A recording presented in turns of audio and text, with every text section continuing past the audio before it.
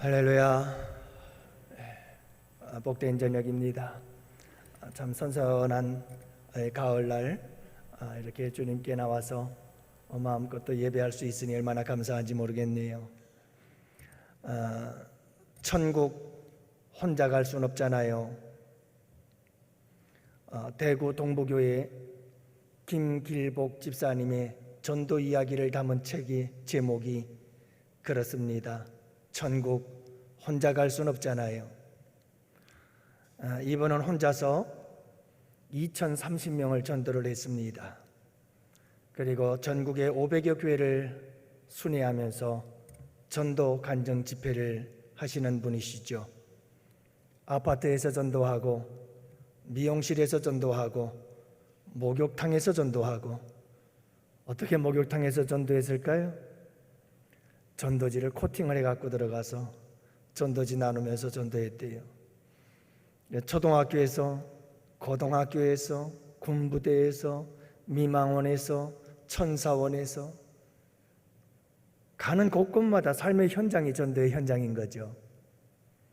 심지어 미장원 미용실 사장님을 전도하기 위해서 아침 9시에 출근해서 저녁 7시까지 허드렛 일들을 다 해주면서 그렇게 미용실 사장님 한 분을 전도했더니 미용실에 오는 손님들이 다 전도가 되어져서 교회로 줄줄이 고구마 넝쿨처럼 그렇게 따라 들어오더래요. 오늘 우리 교회에서도 우리 집사님 한 분이 등록을 하셨습니다. 우리는 서향세 집사님이 전도한 줄 알았더니요, 새가족부실에 가서 얘기를 듣다 보니까 그게 아니고 우리 최영일 집사님이 전도를 하셨더라고요. 일을 하시다가 만났는데 이사를 왔는데 교회를 찾지 못해서 교회를 찾고 있다 하는 얘기를 듣고 우리 양원교회 갑시다. 그래서 우리 양원교회 오게 됐어요. 십정동 동암역 북광장 쪽에서 사시는데 그곳에서 우리 교회에 나와서 열심히 신앙생활하기로 했습니다. 참 대단하죠. 그래도 우리 성도님 여러분들이요, 가는 곳곳마다, 일하는 곳마다, 삶의 현장마다 예수 복음 전하고 여러분 예수 믿고 천국 가고 그리고 우리 교회로 이끌어 인도하는 전도의 사람들이 되시기를 주님의 이름으로 축복합니다. 전도 중에서 가장 힘든 전도가 가족 전도죠. 그러면서도 가장 절실하고 또 꼭 해야 하는 전도가 가족 전도 아니겠어요? 여러분, 디모데전서 5장 8절은 이렇게 말씀합니다. 누구든지 자기 친족, 특히 자기 가족을 돌보지 아니하면 믿음을 배반한 자요 불신자보다 더 악한 자니라. 여러분, 참 두렵고 떨린 말이죠. 자기 친족, 자기 가족을 돌보지 아니하면 이건 믿음을 배반한 자요 불신자보다 더 악한 자라는 거예요. 여러분, 가정을 잘 돌보시기를 바랍니다. 가정을 잘 돌봐야 돼요. 그리고 여러분, 이 가정을 돌볼 때 가장 가정을 잘 돌볼 수 있는 길은 그것은 바로 전도지요. 가족들을 잘 전도하는 것, 그것보다 우리 가족을 돌보는 일이 어디 있겠어요? 친족들을 잘 돌보는 일은 그것은 친척들을 전도하는 거죠. 빌 하이벨스 목사님은요, 사랑하면 전도합니다 라고 말했어요. 여러분, 사랑하면 전도하는 거예요. 우리 가족들이 얼마나 사랑스럽습니까? 우리 가족들이 얼마나 여러분 사랑합니까? 그렇다면 전도해야죠. 사랑하니까 전도해야 되는 거예요. 전도하지 않는다는 것은 어쩌면 사랑하지 않은 것일 수도 있어요. 여러분, 사랑하면 전도하는 거예요. 그래서 이 하이벨스 목사님은, 빌 하이벨스 목사님은 그는 가족을 전도하기 위해서 몇 가지를 제안하는데, 좋은 인상을 가족들에게 심어주고 친척들에게 좋은 인상을 심어주고, 그리고 먼저 잘 들어주고, 그리고 부족한 것을 채워주고, 그리고 자신의 체험을 고백하고, 그리고 예수 그리스도의 소식을 전해주고, 그리고 매일매일 기도하라. 이런 방법들을 제시하고 있습니다. 여러분, 성경에서도 데가볼리 거라사 지방에 군대 귀신 들린 사람이 있었습니다. 이 귀신 들린 사람을 우리 예수님께서 고쳐주시죠. 그러자 이 귀신에서 고침받은 사람이 예수님을 따르려고 합니다. 그때 우리 예수님께서 하시는 말씀이 이 말씀입니다. 뭐라고 말씀하시는 줄 아세요? 집으로 돌아가. 주께서 내게 어떻게 큰 일을 행하사 너를 불쌍히 여기신 것을 내 가족에게 알리라. 가족 구원의 중요성을 우리 주님께서 말씀하고 계시는 거예요. 나를 따르는 것도 좋지만 너는 지금 빨리 가서 해야 될 일이 있다. 그것이 뭐냐? 가정에 돌아가서 가족들에게 내가 너에게 행한 일들을 이야기하여 너희 가족에게 알리어서 너희 가족을 구원받게 하여라.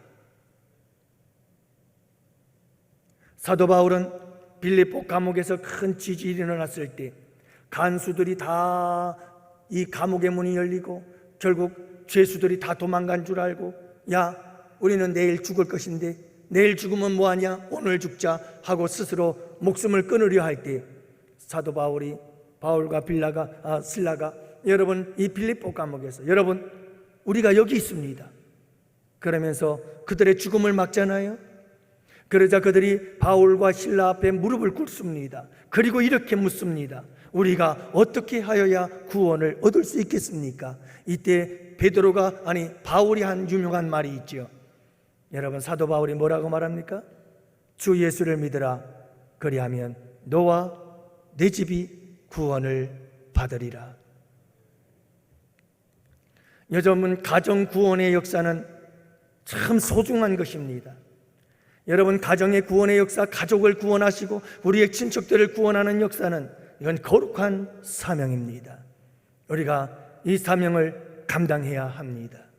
무엇보다도 저는 여러분들께서 꼭 가족들에게, 이번 추석을 당해서 여러분들 교회 다니는 가족들이라 할지라도 한번 꼭 확인해 보십시오. 오늘 내가 죽어서 눈을 떴을 때 내가 천국에 가 있을 수 있는 확신이 있는지.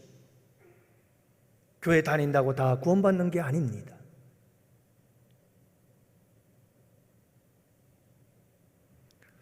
그래서 지난주 여러분들과 함께 가정 구원의 역사를 이루기 위해서, 이 가정 선교를 이루기 위해서 우리가 어떻게 해야 될 것인가, 가정 선교의 선두주자였고 주도적인 역할을 감당했던 이 고넬료라고 하는 사람, 고넬료를 인하여서 그 가정이 구원받고 친척이 구원받고 가까운 친구들이 구원받는 역사가, 이방인의 한 가정이 집단적으로 복음의 놀라운 변화의 역사를 이루고 구원받는 역사가 일어났던 최초의 이방인 가족의 구원의 역사, 그게 바로 이 고넬료의 가정의 이야기였습니다.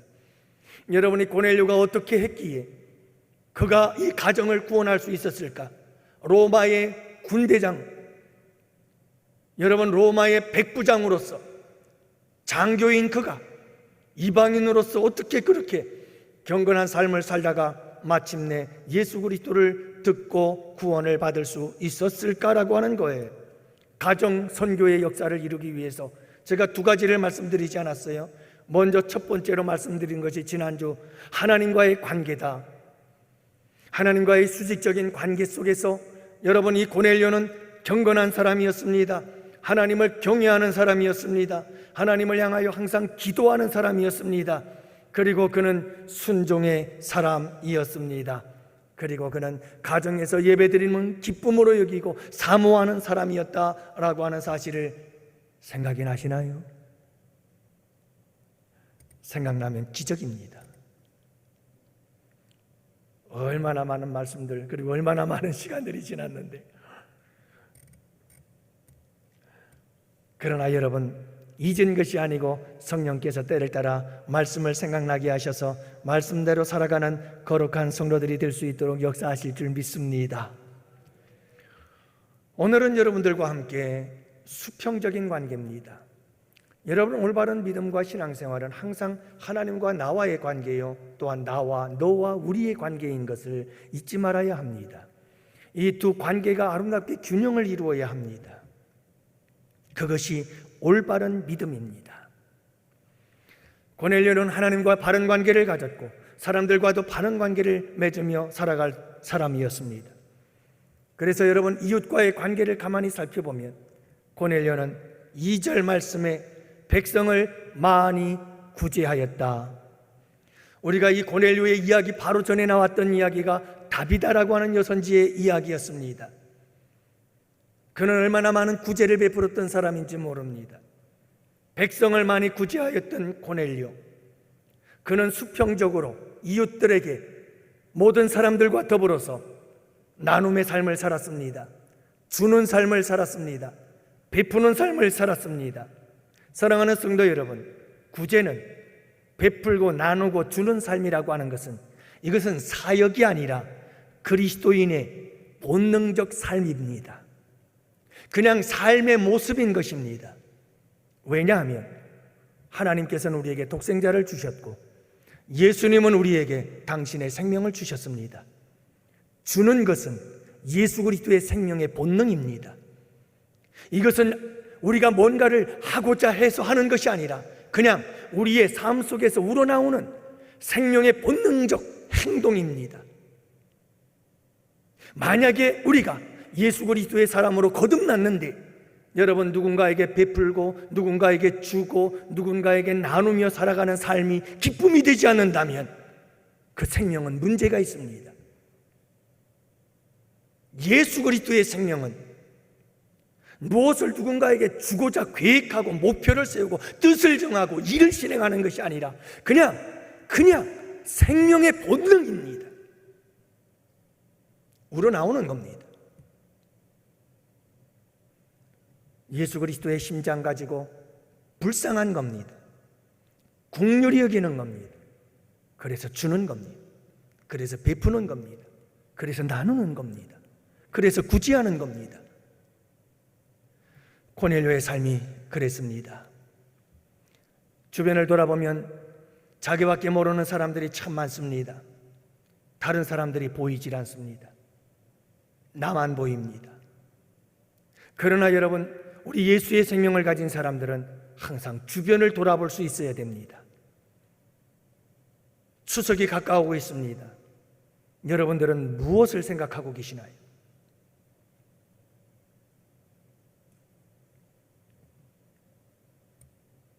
코로나 시국에 가장 힘든 사람들이 누굴까요?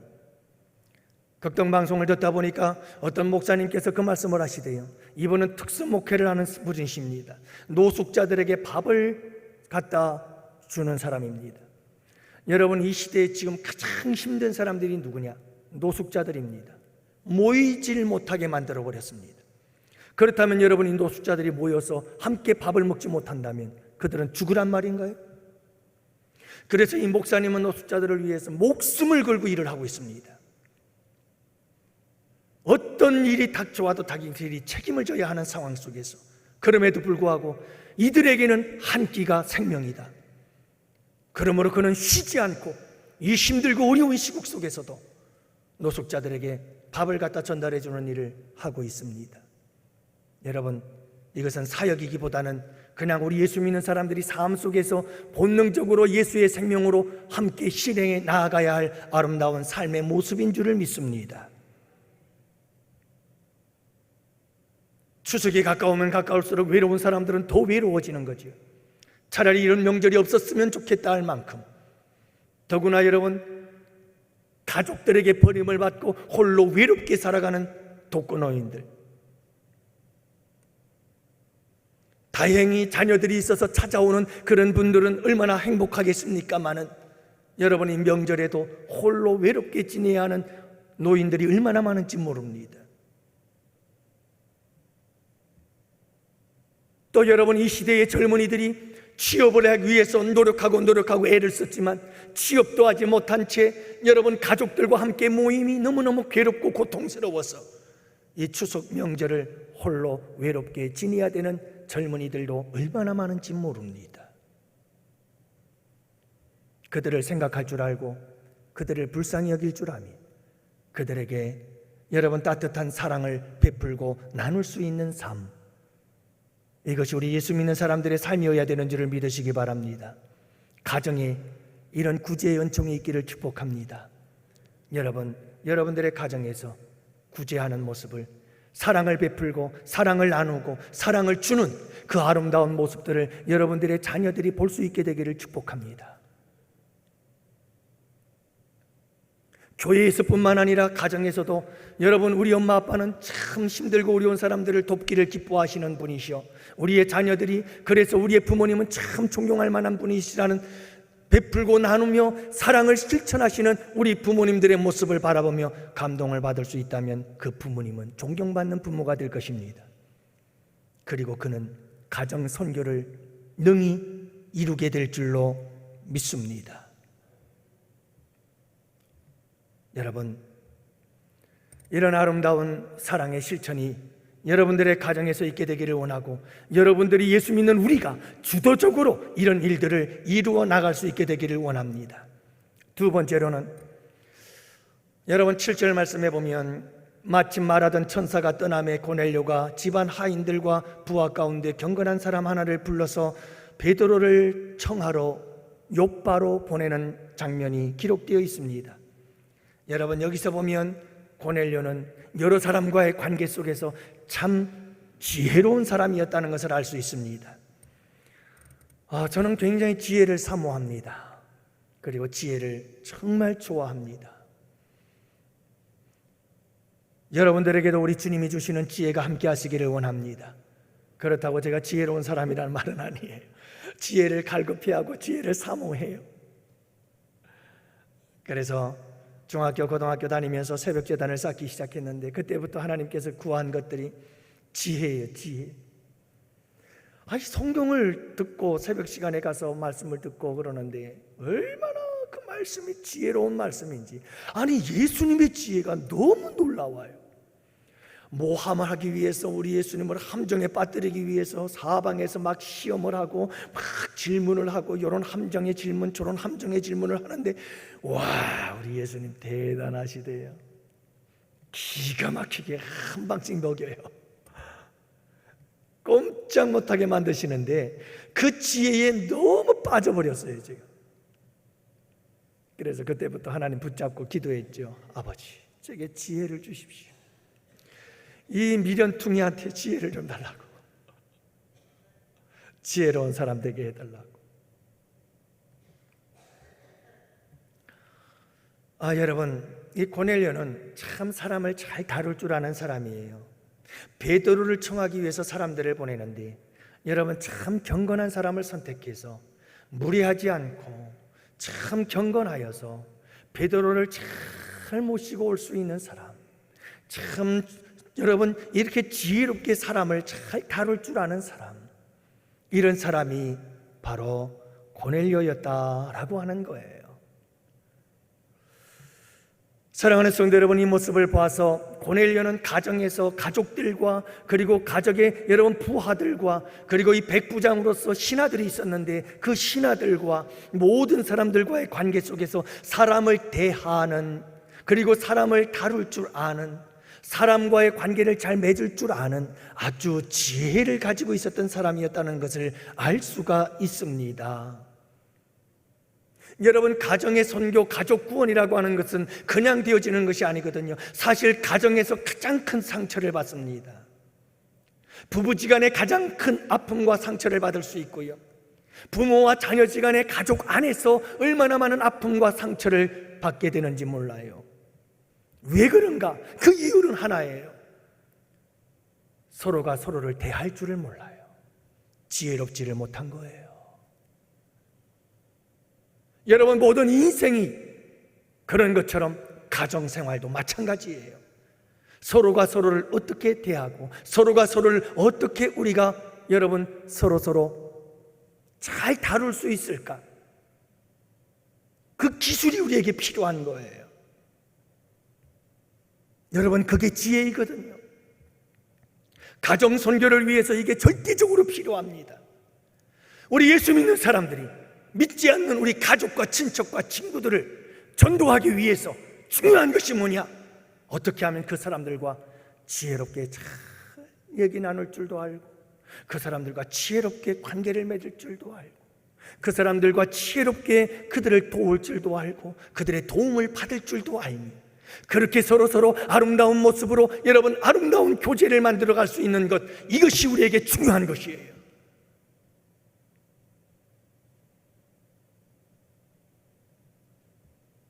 부모는 서로 부부가 남편은 아내를 어떻게 해야 되는지, 아내는 남편을 어떻게 대해야 되는지, 서로가 서로를 잘 대할 수 있는 지혜를 얻어서 서로 지혜롭게 서로를 대하고, 어떤 사건이 벌어져도 지혜롭게 서로 잘 대처할 수 있는 부부라고 한다면 그 부부가 얼마나 행복한 부부일까요? 여러분, 부모와 자녀 간에도 많은 갈등들이 있습니다. 엄청난 갈등들이 있을 수 있습니다. 저도 우리 아이들하고 때로는 정치적인 갈등, 이거 참 어떤 때는 큰 소리 쳐요. 서로 막 그냥 정치 얘기하다가 세대 차이가 많이 나요. 우리 아이들의 생각과 우리의 사고방식 자체가 얼마나 큰 차이가 나는지 몰라요. 그러나 여러분, 이 모든 일들이 있을 때 중요한 것이 지혜입니다.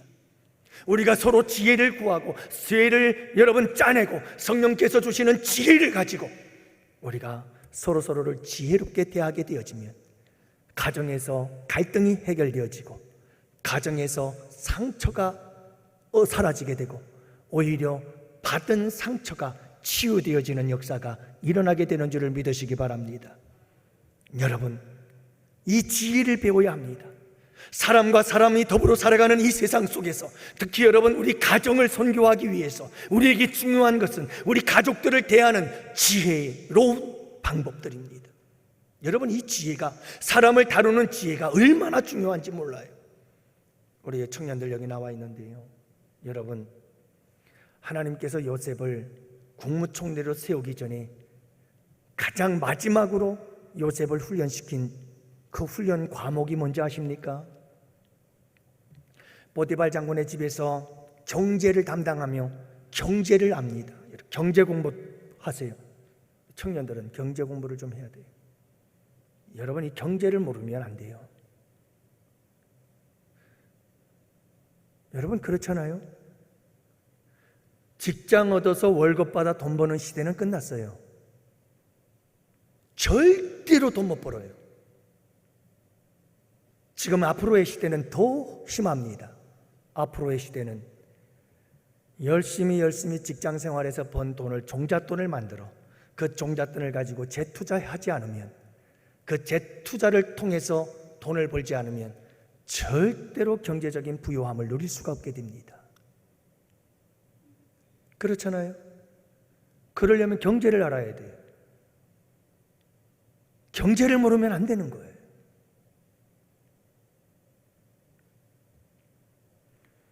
그 여러분, 우리 하나님께서 요셉을 국무총리로 세우기 전에 이런 경제를 배우게 만들어주지요. 또 여러분, 애굽의 궁궐에서의 생활에, 궁궐에 대한 여러 가지 많은 정보들을 그 당시에 국방부 장관이었던 보디발 장군을 통해서 그가 많은 것들을 배우게 되지요. 여러 가지 많은 문화를 배우게 되고, 궁중에서의 생활의 예의를 배우게 되고, 그런 모든 것들을 배우게 되어집니다. 많은 것을 배웠지요. 그러나 마지막 한 가지, 하나님께서는 요셉을 감옥에 집어넣습니다. 왜 감옥에 넣었을까요? 여러분, 감옥에는 가장 다루기 힘든 지독한 사람들만 모여있는 것이 감옥이에요. 그 감옥 속에서 하나님은 사람을 다룰 수 있는 훈련을 시킵니다. 그리고 나서 국무총리로 직행하는 거예요. 여러분, 우리의 인생의 성공과 실패는 사람의 관계입니다. 어떻게 우리가 사람들을 잘 대할 수 있을까? 이런 기술을 배울 수 있어야 합니다. 사람을 다스리는 기술. 그래서 우리 양원교회 성도 여러분들이요, 지금 우리가 거의 준비가 다 됐습니다. 이제 추석이 끝나고 나면 여러분들을 통해서 일주일에 하나씩 유튜브를 올리게 될 것입니다.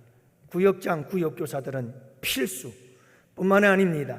기관장들, 청년부, 리더, 임원들, 그리고 여러분 우리 장로님들과 그리고 기관장님들, 여러분 우리 모든 양원교회 성도들 다 들으십시오. 여러분 뭔지 아십니까? 여러분들이 우리 양원교회 전부 다 리더들입니다. 리더들은 내가 3사람이든 4사람이든 5사람이든 여러분들은 가정의 리더들입니다. 가족을 이끌어가는 리더. 과연 기독교적 리더십은 무엇인가? 알아야죠. 리더가 되어 가족을 이끌어가려면 내가 어떤 자세로 이끌어가야 할 것인가? 우리 교회에서 반사를 하더라도 교사로서 우리 반 아이들을 어떻게 내가 이끌어갈 것인가? 교사들도 필수참. 구역장으로서, 구역교사로서, 구역 식구들을 내가 어떻게 리더로서 이 구역을 이끌어갈 것인가? 구역장으로서, 리더로서의 자세가 있습니다. 어떻게 할 건데? 알아야죠.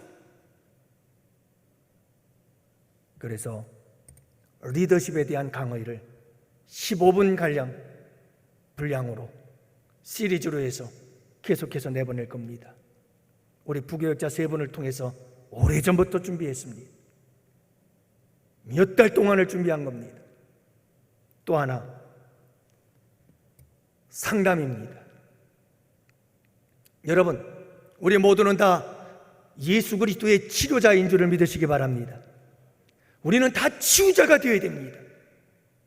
다 사람과의 관계입니다. 가정에서도 여러분들이 치유자가 되어야지 상하게 만드는 사람이 되면 안 되잖아요. 그러기 위해서 우리 모두는 다 상담자들입니다. 여러분, 우리 모두는 다 상담자들입니다. 어디를 가도 상담자입니다. 여러분, 구역의 구역장이 상담자입니다. 기관장님들이 다 상담자들입니다. 교사가 상담자입니다. 여러분 모두가 다 상담자입니다. 우리 장로님들도 모든 성도들을 대할 때 다 상담자로서, 치유자로서 모든 성도들을 대할 수 있어야 되는 줄로 믿습니다. 그렇다면 어떻게 해야 도대체? 어떻게 해야 되는 걸까? 상담은 사람과 사람이 만났을 때 상대방을 내가 잘 치유하고 회복시킬 수 있도록 내가 도와주는 이 역할을 내가 어떻게 감당할 수 있을까? 그래서 기독교 상담에 대해서 계속해서 또 시리즈로 나갈 것입니다. 마지막 3번째로는 소그룹 인도법입니다. 구역장, 구역교사가 해야 될 일이 뭡니까? 예배를 드리고 소그룹을 이끌어 가야 됩니다. 여러분, 이 회중의 모임과 소그룹이 다릅니다. 이 설교는 선포입니다. 하나님의 말씀을 말씀대로 꽝! 하고 선포를 하는 겁니다. 하나님의 말씀은 이렇습니다! 라고 선포를 하는 겁니다. 여러분들이 듣든지 아니 듣든지 그것은 여러분들의 선택입니다. 그러나 소그룹은 선포가 아닙니다. 여러분, 선포는 일방적입니다. 선포는 하나님의 말씀을 가지고 하나님의 말씀을 선포하는 겁니다. 그건 일방적입니다.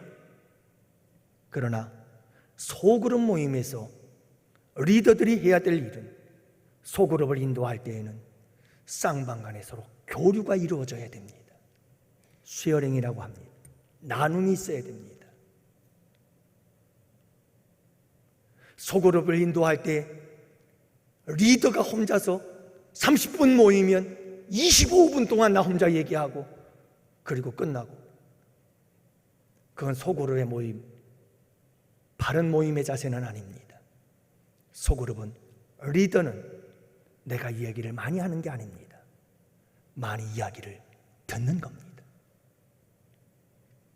모든 모임에 참석한 회원들이 서로 이야기를 할 수 있도록 잘 환경과 상황을 만들어주면서 이끌어가는 그 사람이 소그룹을 인도하는 리더인 것입니다. 소그룹을 인도해 갈 때 어떻게 인도할 것인가, 이런 방법들에 대해서도 함께 나누게 될 것입니다. 그리고 차차 제가 여러분들과 함께 할 일은 인간관계법에 대해서, 제가요 목회를 하면서 느낀 게 있어요. 제가 목회를 하면서 제자훈련을 했습니다. 제자 훈련을 했는데 제자 훈련을 아무리 하고 훈련을 해도 참 하나님의 말씀도 잘 배워서 알게 되고 깨닫게 되고 아름다운 교제도 나누고 그렇게 해서 참 믿음이 아름답게 잘 성장해요. 잘 성숙하는데 문제는 뭐냐 하면 문제는 사역자가 되지를 못하더라고요. 그리고 이 믿음의 성장에 제각각에 다 한계가 있어요. 어떤 사람은 10% 자라고 멈추고 어떤 사람은 50% 정도 자라서 멈추고 어떤 사람은 60%에서 멈추고 어떤 사람은 70%, 80%까지 자라고.